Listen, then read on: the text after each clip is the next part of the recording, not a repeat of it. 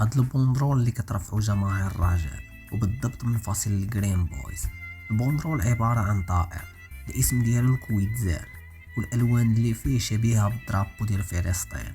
وهاد الطائر هذا كيعيش غير في الجبال والغابات، وبالضبط في امريكا الاستوائية، وكيلقبوه بطائر الحرية حيت هاد الطائر ما كيبغيش اللي يحبسه ولا يديرو في شي قفز ولا يشدو يسد عليه.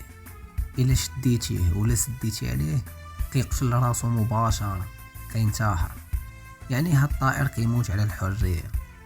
الفكرة اللي بغاو يوصلوا الجرين بويز هي ان هذاك الطائر كيجسد مشجع رجاوي وكيموت على الحرية، بما ان هادشي اللي كيعيشو جمهور الرجاء من اعتقالات بالجملة من الفصيلين، ووضع قيود وتضييق على المجموعات في السنوات الأخيرة، والقوانين اللي بانت مؤخرا ديال الكراكاج يساوي الويكلو ومنع التيفو الى اخره.